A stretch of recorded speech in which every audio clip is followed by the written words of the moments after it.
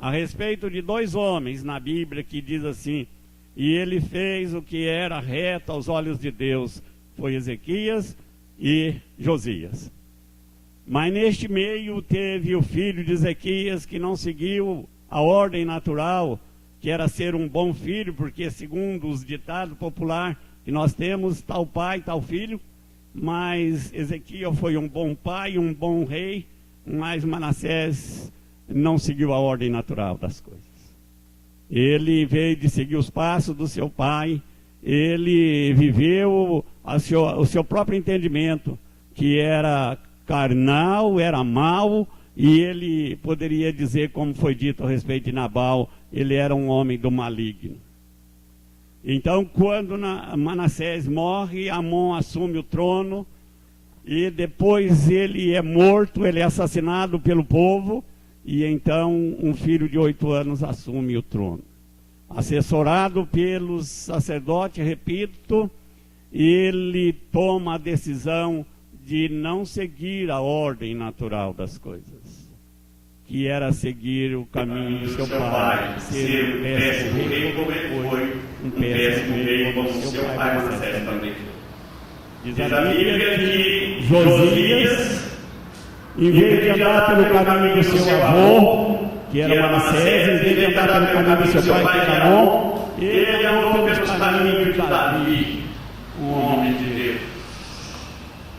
Deus colocou, irmãos, na nossa mente, no nosso coração, a capacidade de dizer não. Eu não vou ser igual ao meu avô. Eu não vou ser igual ao meu pai. Eu vou ser igual ao meu pai Davi, um homem de Deus. Um homem que a Bíblia chama de um homem segundo o coração de Deus. Então diz a Bíblia que Josias assumiu o trono aos 8 anos de idade, mas quando ele tinha 16 anos, ele começou a buscar o Senhor. Isso merece glória a Deus, aleluia, com coração e alma. Porque, irmão, no tempo de idolatria, no tempo de podridão espiritual, no tempo que os homens estavam envolvidos com todo tipo de pecado, corrupção, no reino de Judá, aquela criança assume o reinado, e sobe ao trono e começa a comemorar a nação. E aos 16 anos de idade ele começa a buscar a Deus de coração e alma. E diz a Bíblia que ele disse não a toda aquela bandaneira que existia no reino. Eu às vezes fico muito preocupado, irmãos, e eu oro bastante para que nós possamos ser uma igreja poderosa, revestida do poder de Deus nos dias que estamos vivendo. Eu creio, irmãos, que o mundo olha para nós e espera muito mais do povo de Deus do que nós temos oferecido a eles. Quando Jesus olha para os seus apóstolos e diz assim: vocês estão somente vocês, são a luz do mundo e o sal da terra. Ele esperava, sem sombra de dúvida, que aqueles 12 homens, que eram seus apóstolos, iriam, sem sombra de dúvida, mudar a história. E realmente aconteceu. O tempo foi caminhando e eles, numa reunião de oração que tinha aproximadamente 120 pessoas, diz a Bíblia que o Espírito Santo desceu poderosamente naquele lugar. E o Espírito Santo, na vida daqueles homens, mudou o mundo, mudou a história. E hoje nós temos a igreja, temos a palavra de Deus, nós somos o povo de Deus. E por isso nós podemos dizer que tudo começou naquela reunião de oração, quando 120 pessoas cheias de poder de Deus saíram para o mundo, para o mundo de cabeça para baixo, no bom sentido, porque aquela meia dúzia de pessoas, diante do poder tremendo do império romano, diante do poder das trevas, diante do poder do inimigo, eles conseguiram sair para mudar a história, para reescrever a história daquele povo. Eu fico alegre, irmão, de saber que ainda nos dias que vivemos, num tempo de corrupção, num tempo que o pecado caminha, passa lá, que as pessoas têm vergonha de chamar pecado pelo nome certo, mas ainda existem pessoas, como no tempo de Elias, quando ele julgava que estava sozinho. Deus olhou para ele e disse: você está enganado.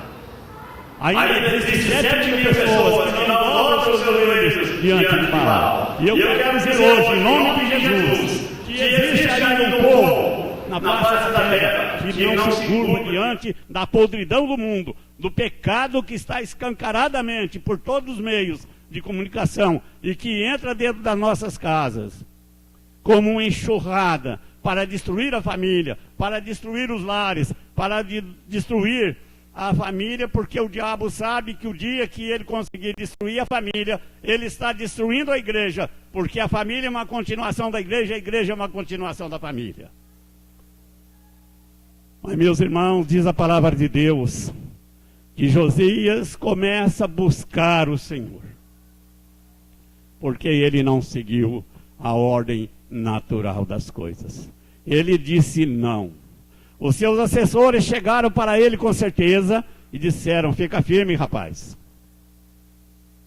Esses cabra ruins que estão aí, eles vão passar. Eles vão desaparecer.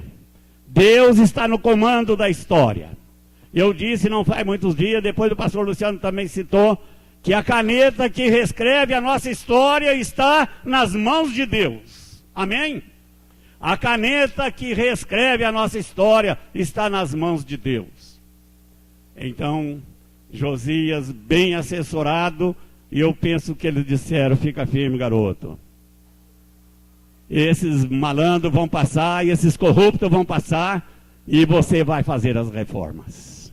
Oh, eu olho para a palavra de Deus, e eu crio uma imagem, e às vezes me vem uma santa imaginação a respeito daquele garoto. Vocês podem imaginar um menino, uma criança com 8 anos de idade que quase precisa trocar as fraldas. Está agora no trono. E ele tem um grupo de homens de Deus assessorando ele. E quando ele tem 16 anos, com as suas próprias pernas, ele começou a caminhar. E a primeira coisa que ele fez foi começar a buscar ao Senhor. Há uma grande necessidade neste mundo, irmãos, de nós começar a buscar o Senhor. A palavra de Deus, através do profeta Isaías, diz assim: buscai o Senhor enquanto se pode achar, invocai-o enquanto está perto. Deixe o ímpio o seu caminho e o homem maligno os seus pensamentos, que se converta ao Senhor, porque grandioso é. Fala um de cada vez, por favor. Porque grandioso é em perdoar. Deixe o ímpio o seu caminho, o homem maligno os seus pensamentos. Converta ao Senhor, porque grandioso é em perdoar. Deus olha para a igreja dele e vê todas as mazelas que existem. Mas também Deus olha para a igreja através de Jesus Cristo e não vê pecado em Israel. Porque ele é um Deus de misericórdia. Então diz a Bíblia que Josias manda os seus assessores e pegar os recursos para que a obra de Deus prosseguisse na reforma do templo.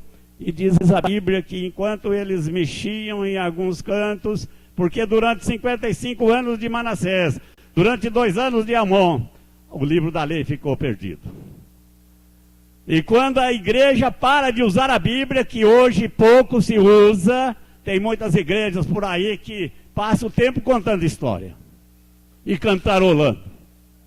E vai lembrar de uma dupla sertaneja que dizia que toque de viola não enche a barriga.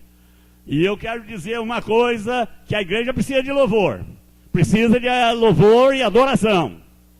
Mas precisa da palavra de Deus. Quando Jesus Cristo lavava os pés dos apóstolos, chegou a vez de Pedro. Pedro estava sempre questionando as coisas. E então diz a Bíblia que Pedro, quando chegou Jesus com a bacia e a toalha para lavar os seus pés, disse: não, mestre, o senhor deve estar equivocado. Eu é que tenho que lavar os seus pés, e não o senhor lavar os meus pés. Ele falou: Pedro, eu vou te dizer uma coisa, você pode até não gostar, mas é isso que eu vou dizer. Isso não está na Bíblia, viu, irmão? Não pensa que você vai procurar lá na sua concordância e dizer que não achou aquilo que eu falei. Não está mesmo lá. Mas ele disse: Pedro, eu quero que você saiba de uma coisa. se eu não te lavar, Pedro, você não tem parte comigo. Aí Pedro falou, bom, senhor, já que é assim, é melhor tomar logo um banho. Falou, Pedro, não exagera, com moderação. E ele disse, olha, Pedro, eu quero que você saiba de uma coisa. Você precisa saber disto. O que está limpo não precisa lavar senão os pés. No mais, tudo está limpo. Vós estáis limpo pela palavra que eu vos tenho falado. Irmãos, é a palavra que nos purifica, é a palavra que nos santifica, é a palavra que nos dá vida para prosseguir na caminhada. Um crente que não é alimentado pela palavra de Deus, ele não cresce, ele passa a sofrer de paralisia infantil, ele fica raquítico, ele, na hora da dificuldade, ele acaba desistindo, porque ele não está fortalecido na palavra de Deus. O crente precisa da palavra de Deus, irmãos. Se você pensa que dá para ser um bom crente, um crente forte para enfrentar as dificuldades que a vida impõe, sem você estar alimentado pela palavra, você vai ter dificuldade. Vai chegar momento que você vai dizer que não dá para prosseguir, porque você está cansado, desanimado, a igreja parece que não ajuda, e você não encontra refrigério na palavra de Deus mais, você não tem prazer na leitura da Bíblia, da oração, e você continua caminhando cabisbaixo, uma vida rasa. Você precisa da palavra de Deus. Se você quer ser um cristão forte, bem alimentado, fortalecido para enfrentar as dificuldades da vida, você precisa da palavra de Deus. Então, a Bíblia diz que Josias manda fazer lá a reforma, e lá naqueles guardados de muitos anos, eles encontram um velho livro. E esse velho livro, com certeza, era o livro de Deuteronômio, o livro da lei. E o escrivão pega aquele livro e olha e resolve levar o rei e ler para ele ouvir. E o garotão, quando ouviu a leitura daquele livro, ele pôde perceber uma coisa, que aquele livro era o manual do fabricante.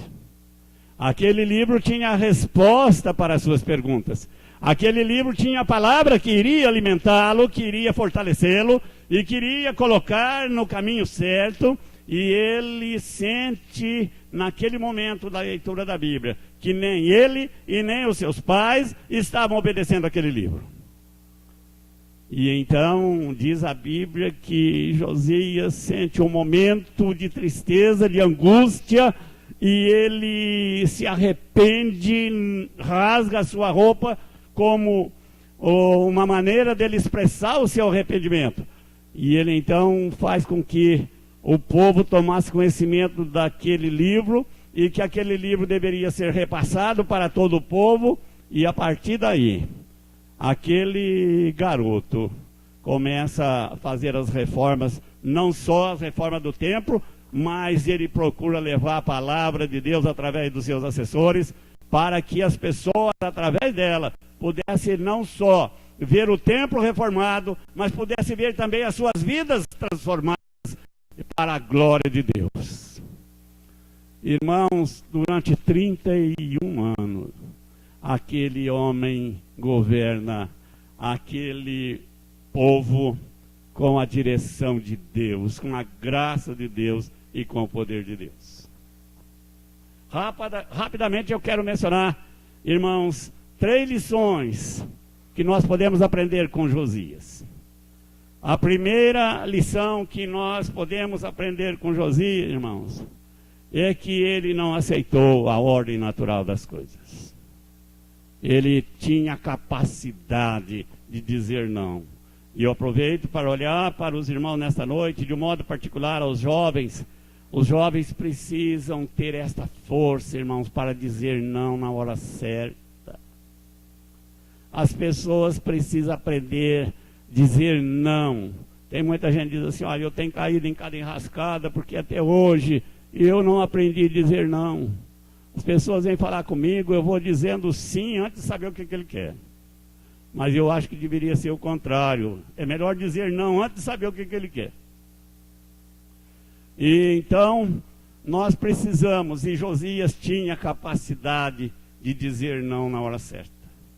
A segunda coisa, irmãos, é que Josias era um jovem perseverante. Ele perseverou em seguir o Senhor, andar nos caminhos de Davi, viver uma vida que agradava os céus. Josias tinha a capacidade de enfrentar as dificuldades do reino, a política daquele povo corrupto, mas ele acabou com a idolatria, ele acabou com os problemas que fazia com que Deus era deixado de lado. Ele implantou o culto no templo, ele implantou a vida religiosa de maneira sábia, e o povo começou a ouvir a palavra de Deus, e o povo mudou de vida, mudou de comportamento, mudou para viver uma vida melhor, porque Josias perseverou em buscar o Senhor. Nós somos especialistas, irmãos, em desistir fácil. Já foi dito aqui que muitas vezes fazemos votos e compromissos no dia 1º de janeiro, que esse ano vai ser uma bênção. Eu vou mudar a minha maneira de viver, vou mudar a minha maneira de tratar as pessoas, eu vou mudar o meu comportamento com respeito à palavra de Deus, eu vou orar mais, eu vou ler mais a Bíblia, eu vou dedicar mais tempo aos cultos, e eu vou frequentar mais a igreja. E logo nos primeiros meses vão fracassando e não persevera nesses propósitos do dia 1º de janeiro. Mas Josias perseverou em buscar o Senhor. Ele não abriu mão daquilo que ele sabia que precisava para ter um bom governo, para administrar aquele povo, para orientar aquele reinado para a glória de Deus. Ele perseverou em buscar ao Senhor. A perseverança é uma maravilha, irmão, na vida de quem quer que seja. Se você não for perseverante, você vai desistir logo. E muitas vezes você está a um passo de receber a bênção, mas porque você não é perseverante, você desiste. Talvez você esteja um passo de receber uma bênção que você vem buscando há muitos anos. Quantas pessoas oram por um problema intrincado e não vê nenhuma mudança? Então ele diz, acho que não vai adiantar nada, eu vou parar de orar. E ele para exatamente no momento de receber a graça de Deus. Então nós precisamos aprender a perseverar em oração, perseverar em buscar ao Senhor, perseverar em viver uma vida de santidade, perseverar em viver uma vida de compromisso com os céus, e fazer propósito que nós temos um desejo sincero de cumprir. Então Josias nos ensina que ele era perseverante. Ele não parou de buscar o Senhor desde quando começou. Durante 31 anos, Deus era aquele que estava no comando da vida dele e do reino que ele estava comandando. E a terceira e última coisa que aprendemos com Josias é que Josias passou a ser um referencial para a sua época. No livro de Atos dos Apóstolos, nós temos um versículo interessante. Lá diz assim que Davi serviu a Deus na sua geração. Nós muitas vezes ficamos muito preocupados com o passado, preocupados com o que aconteceu no passado, e tem muita gente que vive do passado. E eu quero dizer uma coisa, irmão, nós precisamos buscar a nossa própria experiência com Deus. Nós dizemos assim que Pedro foi um homem todo poderoso, ele orou, a mulher estava morta e ela levantou, e nós vivemos muitas vezes à custa desses homens de Deus do passado. Mas nós aprendemos com Josias que ele foi um referencial para a sua época. Josias mostrava que ele vivia segundo a palavra de Deus. Nós temos uma recomendação forte lá no livro de Josué, capítulo 1, versículo 8, que diz assim que Josué ouviu a palavra da seguinte maneira: não aparte da tua boca o livro desta lei. Irmãos, não aparte da tua boca o livro desta lei. Dedique-se a este livro. Ame este livro. Há muitos anos atrás eu ouvi uma citação e diz que foi de Dom Pedro I. Ele disse assim: amo a Bíblia e quanto mais leio, mais a amo. Seria tão bom se nós pudéssemos fazer nossas essas palavras, né? Amo a palavra de Deus, e quanto mais leio, mais a amo. Há uma grande necessidade de nós amar a palavra de Deus, irmãos. Hoje há uma grande necessidade das pessoas começar a voltar no passado e resgatar algumas coisas maravilhosas que os nossos ancestrais nos legaram, que é o carinho, o amor para com a palavra de Deus. Então diz a Bíblia que Josias passou a ser um referencial para a sua época. Davi era um referencial, mas ele estava morto. Para entender melhor, Davi era um exemplo, mas estava morto. Josias foi um exemplo para a sua época, porque ele buscou o Senhor de todo o seu coração. Ele demonstrou um carinho tão grande para com a palavra de Deus e o Deus da palavra, que o seu reinado foi abençoado. Foi 31 anos de bênção durante o seu reinado. E os homens que ele deixou no governo também eram homens tementes a Deus, porque o temor do Senhor é o princípio da sabedoria. Tem muitas pessoas que falam que está faltando os homens tementes a Deus, mas também está faltando os homens sábios, irmãos. Homens capazes de ministrar a palavra de Deus no poder do alto e ensinar as pessoas a viver uma vida de compromisso com os céus. E eu sempre digo, irmãos, que nós precisamos começar a entender que se nós não batalharmos de maneira séria, nós não vamos deixar muita coisa para os nossos queridos que vão vir atrás de nós. Nós vemos aí hoje, irmãos, dizem que o livro mais vendido é a Bíblia. Mas eu creio que se compra muito livro, muita Bíblia, mas lê muito pouco a Bíblia. Nossas estantes estão cheias de Bíblia, e hoje tem Bíblia para todos os gostos. Mas eu quero dizer, irmão, nós precisamos ler a Bíblia. Precisamos voltar à palavra de Deus, porque a palavra de Deus, lá o salmista no Salmo 119 diz alguns versículos que nem é citado mais, são esquecidos, faz muito tempo que não ouço isso. Ele disse lá: lâmpada para os meus pés é a tua palavra. E o salmista disse mais, lá no Salmo 119, creio que verso 11, diz assim: escondi a tua palavra no meu coração para não pecar contra ti. Escondi a tua palavra. E poucas pessoas sabem disso. Eu não vou pedir para que você diga assim, levante a mão se você já leu esse versículo. Não vou fazer isso. Mas eu creio que muitas pessoas não leram ainda esse versículo.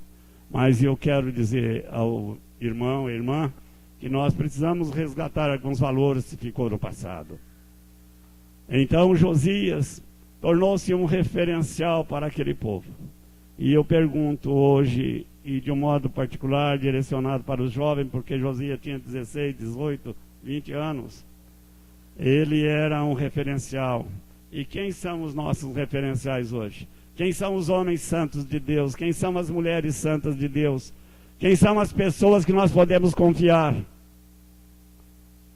É muito triste, irmãos, ouvir quando alguém diz assim: aquela coisa lá é pastor. Meus irmãos, já ouvi isso muitas vezes, fiquei muito triste.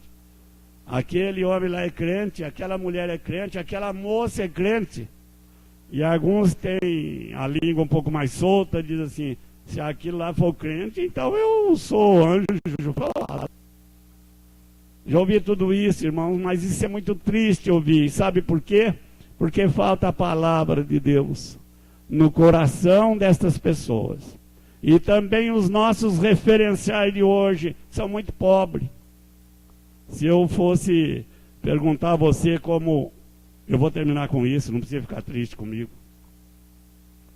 Quando Saul foi procurar jumentas do seu pai, eu não sei quem que era o jumento, mas ele foi procurar a jumenta do seu pai, e diz a Bíblia que ele chegou numa cidade lá, e ele perguntou lá para um garoto que apareceu lá, falou: aqui nessa cidade tem um homem de Deus? Ele disse: tem. Aqui tem um homem de Deus, mora na rua tal, não precisa de GPS, pode ir em frente que vai chegar lá. Agora eu vou dizer uma coisa, vai depressa, o homem está de saída. Quer dizer, aquele moço sabia tudo sobre o homem de Deus, era Samuel. O homem está de saída porque tem sacrifício no alto, e enquanto ele não chega, o povo não come. Foi esperar pelo pastor chegar para comer, ele já come tudo antes do pastor chegar, aí nem tem quando chega. Mas meus irmãos, então estava lá o moço, e ele perguntou: aqui nessa cidade tem um homem de Deus? Falou: tem. Anda depressa porque o homem vai sair de casa. Quer dizer, sabia tudo sobre o homem de Deus. Se eu perguntar para os moços: onde tem um homem de Deus aqui? É capaz dele pensar duas vezes, dar uma olhada para mim e falar: não sei não. Mas meus irmãos, ele prosseguiu mais um pouco e encontrou umas meninas e perguntou para ela: onde mora o homem de Deus? Ele falou: ele está saindo da casa dele. Não, isso não é maravilhoso, irmão? Sabia onde está o homem de Deus? Então diz a Bíblia que quando Saul foi chegando junto com o seu companheiro, Samuel estava saindo e falou assim: olha, vamos fazer o seguinte, vamos conversar lá no alto. Vai com a gente, tem comida para todo mundo lá. E Deus já tinha falado com Samuel tudo o que precisava, ele já sabia tudo a respeito de Saul. E ele pousou lá naquele lugar, tinha uma reunião de profetas e Samuel estava lá ministrando. Irmãos, eu creio que hoje nós precisamos de referenciais, como Josias, como Davi e como outros.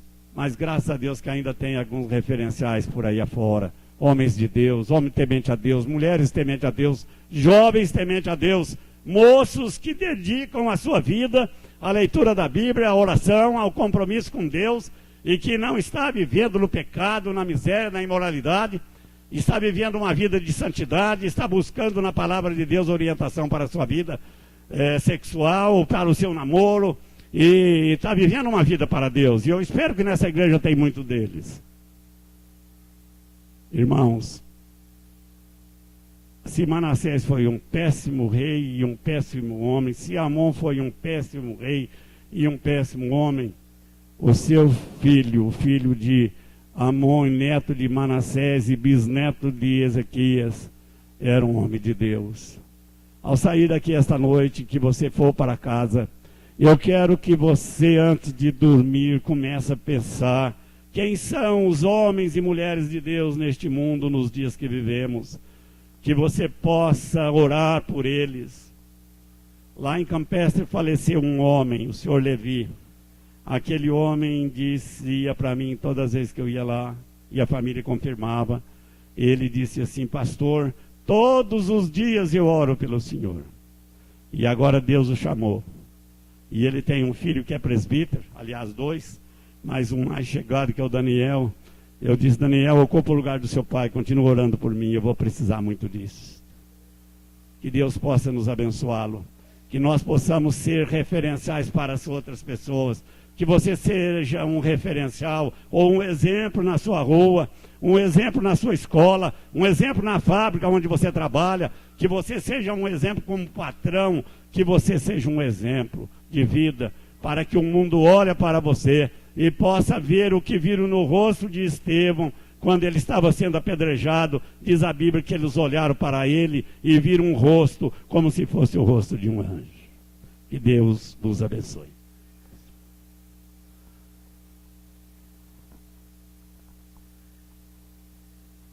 Vamos nos colocar em pé, irmãos e irmãs, nós vamos orar e receber a bênção do Senhor neste momento. Querido Deus e Pai, o nosso louvor e gratidão ao Senhor por esta noite que o Senhor preparou a cada um de nós. Obrigado, pois até a Tua casa o Senhor nos trouxe e falou conosco através da Tua palavra. Nesta hora nós vamos retornar para os nossos lares. Aqueles que estão nos acompanhando pela internet desligarão os seus computadores, mas em nome de Jesus, através do Espírito Santo de Deus, continue ministrando, falando e tocando em nossos corações através da Tua palavra. Como ouvimos nesta noite, a semelhança de Josias, fortalece-nos para que, em meio às histórias trágicas da vida e em meio àquilo que a sociedade tem nos oferecido, sejamos corajosos e corajosas para dizer não àquilo que escreveram um dia através da história das nossas vidas. A semelhança de Josias, dá-nos força, dá-nos condições para sermos perseverantes e buscar ao Senhor em todo o tempo, em todos os momentos, em todas as horas, sejam elas difíceis ou não. Dá-nos força para não desistirmos em meio à caminhada. E também fortalece as nossas vidas através do Teu Espírito Santo. Reveste-nos com poder e graça, para que sejamos referência na nossa geração. Para que sejamos homens e mulheres do Senhor na nossa geração. Para que sejamos jovens, adolescentes, crianças, pessoas que vivem para o Senhor no tempo que se chama hoje, fazendo a diferença onde a Tua providência nos colocar. Obrigado pela Tua palavra, obrigado pela vida do Teu servo que mais uma vez a ministrou. Continue abençoando as nossas vidas e ensinando-nos como igreja a vivermos segundo o Teu querer e segundo a Tua vontade. Iniciaremos uma nova semana de trabalho, de estudos, de relacionamentos. Fortalece as nossas vidas e capacita-nos a vivermos segundo o Teu querer e segundo a Tua vontade. Dá-nos uma semana abençoada pelo Senhor. Que o Teu Espírito Santo esteja à frente na nossa caminhada, abrindo os caminhos, tirando as pedras que nele estão, para que caminhemos olhando firmemente para Jesus, o autor e consumador da nossa fé. Derrama da Tua graça e da Tua bênção sobre as nossas vidas, e que esta seja uma semana abençoada, onde o Senhor cuidará de nós, fazendo de cada um de nós homens e mulheres, segundo aprendemos nesta noite com o Teu servo Josias. Fica conosco, leva-nos em paz às nossas casas, guardados, amparados e sustentados pelo Senhor.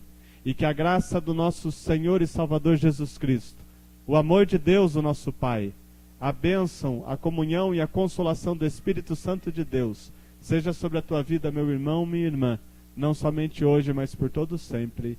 Amém e amém. Amém. Vamos na paz do Senhor.